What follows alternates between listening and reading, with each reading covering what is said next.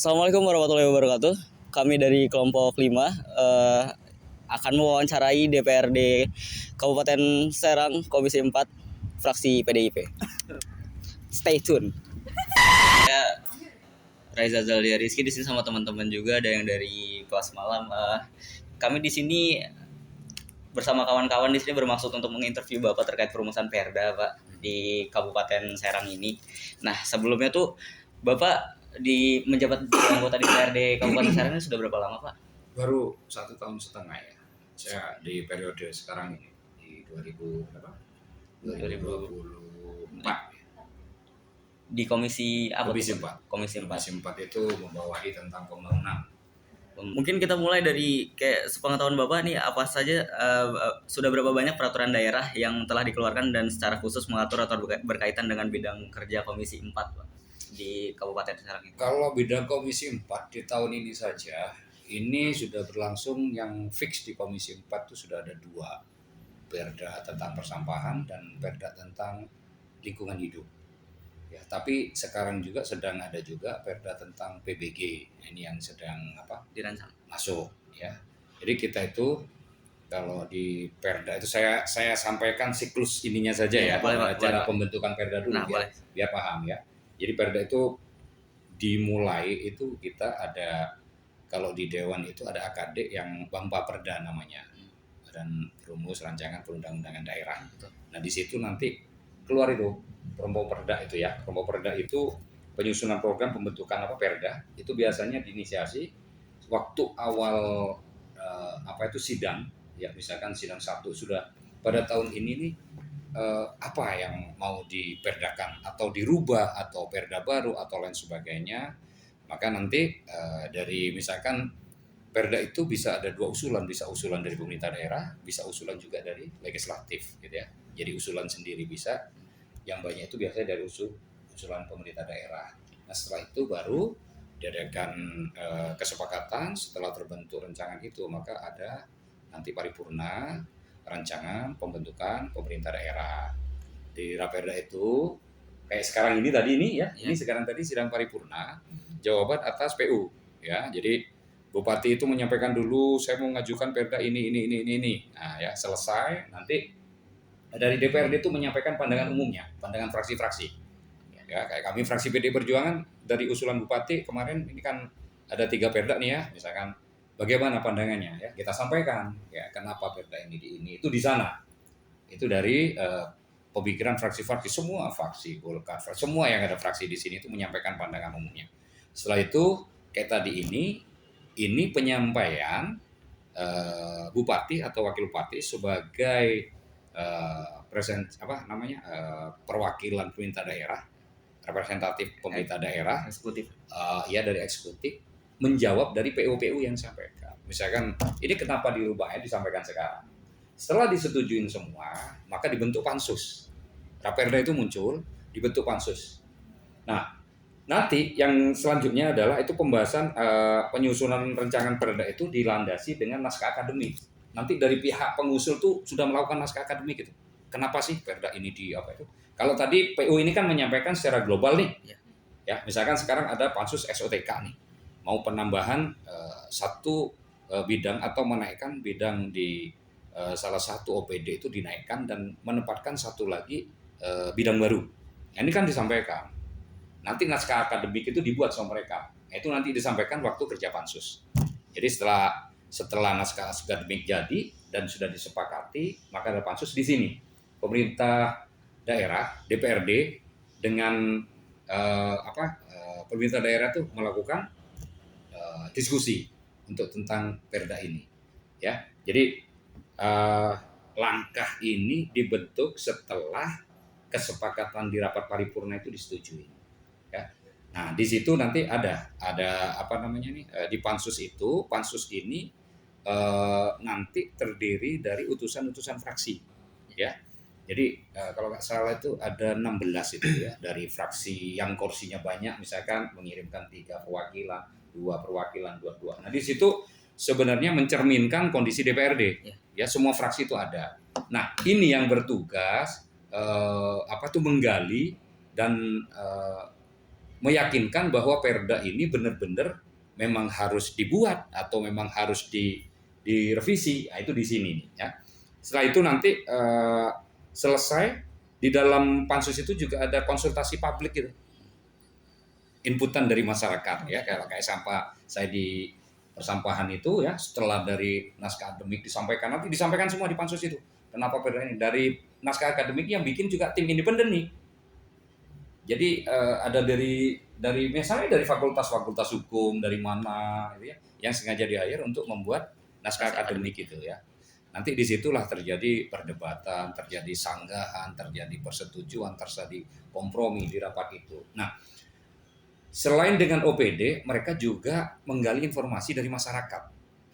Ya, misalnya ada perwakilan masyarakat. Kalau kayak saya kemarin tim persampahan kita panggil dari pemerhati sampah, komunitas sampah Bank Indo sampah komunitas keagamaan dari sekolah. Nah, itu kita masukkan sebagai informasi. Setelah prinsipnya dari pansus itu disampaikan sudah selesai semua, baru dilakukan harmonisasi kepada yang lebih tinggi. Ya, ini mencakup juga apakah perda itu pasti diterima? Belum tentu juga. Karena setelah itu perundang-undangan itu kan ada hukumnya kan, tidak boleh melampaui dari perda yang lebih tinggi atau peraturan yang lebih tinggi. Nah, ini diharmonisasi. Kita maunya seperti ini, tapi di provinsi tidak boleh lagi, kembali lagi itu ada proses harmonisasi dengan yang lebih tinggi ya. Jadi kita udah selesai, misalkan ya, udah selesai semua pembahasannya, kita langsung masukkan ke provinsi, nanti di situ kita tunggu lagi. Ada yang dicoret, ada yang perbaruin lagi, setelah itu baru kita finalisasi. Nah, finalisasi ini nanti diketok dan diparipurnakan lagi. Bahwa pansus melaporkan sudah melakukan kegiatan ini dan sehingga menyebar kesepakatan perda ini bisa raperda ini bisa diperdakan. Setelah ketok, perda ditandatangan dan beberapa pihak bahwa perda itu bisa berjalan. Nah, itu pembentukan perda itu. Nah, mungkin aku bisa mulai dari lanjut ke proses pembentukan sebuah perda itu, Pak. Kalau dari perancangan hingga akhirnya disahkan itu ada nggak sih hambatan atau kendala yang mungkin bisa dihadapi? Mungkin banyak sekali. Perbedaan antar fraksi. Kadang begini ya, kalau di antara fraksi tidak ya, karena mereka tuh merepresentasikan rakyat kan. Biasanya sudah tahu semua ini ya, tidak. Yang banyak itu kadang-kadang kemauan kita itu tidak terlalu terakomodir di atas gitu ya, karena harus disesuaikan dengan undang-undang atasnya. Misalkan seperti perda CSR kan sudah dibentuk nih. Kadang-kadang kita pengen ada setengah pemaksaan terhadap perusahaan untuk memberikan. Ternyata undang-undang di atasnya tidak boleh mewajibkan. Nah, akhirnya kan menjadi ngapain? Ada perda juga. Akhirnya tumpul perdanya itu. Ya. Yang kedua juga hegemoni di masyarakat kita juga gitu. Tadi ini problem kepentingan tadi. Pada perda-perda tertentu kan ini menjadi masalah. Ya. Keempat, kadang faktor sumber daya juga. Contoh di persampahan. Kita harus denda nih. Ya. Yang didendanya masyarakat kecil yang nggak punya apa-apa kan pusing gitu. Kita harus melakukan sosialisasi dulu ya, kenceng, baru kita lakukan punishment kan gitu kan. Nah, hal-hal yang seperti itu. Jadi tidak gampang, makanya di pansus itu tadi bisa sampai 7 sampai 8 9 kali pertemuan gitu. Nah, lanjut ke sosialisasi ke masyarakat tuh, Pak. Nah, apakah ada kendala tertentu dalam memastikan informasi tersebut sampai Pak ke masyarakat di sekitar, Pak? Betul. Nah, ini kendala kita di DPRD sekarang ini memang problemnya waktu perda ini sudah jadi. Kita berubah perda, kadang yang menjadi persyaratan perda ini jangan jadi hanya kegiatan yang sifatnya administratif. Sekedar ditulis tapi tidak pernah lakukan. Ini kan yang kelemahan kita nih. Pinter membuat perda tapi tidak bisa terrealisasi di masyarakat. Kan sering ya. Jadi kadang gini, ada raperda lama dijalankan aja baru setengah, sudah ada revisi baru. Karena memang kepentingan merubah perda itu bukan sekedar kita pengen. Tapi lebih kepada transformasi undang-undang di atasnya itu sudah jauh. Jadi kita harus ngedeketin, mengikuti seperti PBG ini, dulu kita IMB. Izin mendirikan bangunan kan gitu kan.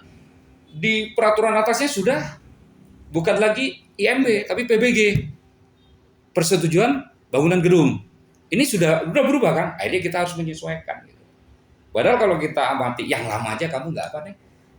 Jadi kita nggak mau lagi seperti itu gitu loh Perda ini. Nah, kita memang punya kendala dan memang sosialisasi ini kemarin juga menjadi diskusi setelah bukan cuma setelah Perda ini disahkan, waktu Raperda juga harus sosialisasikan ke masyarakat.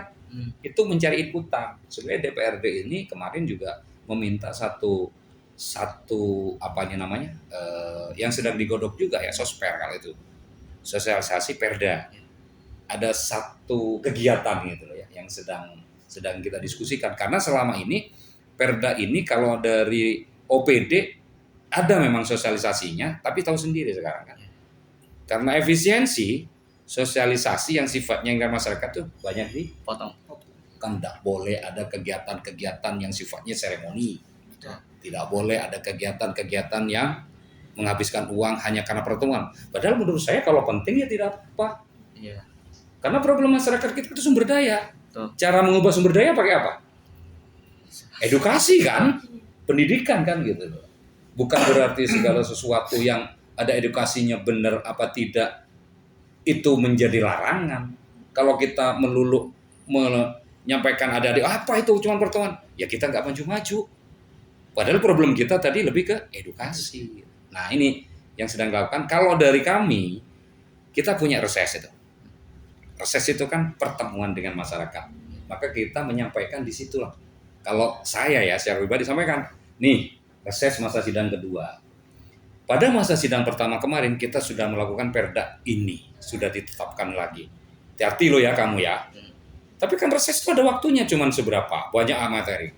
Hati kalau buang sampah nanti kamu kena denda 500.000. Itu kan contoh sosialisasi. Iya betul. Itu kan? Ya. Nah hal-hal yang demikian ini selain memang media sosial.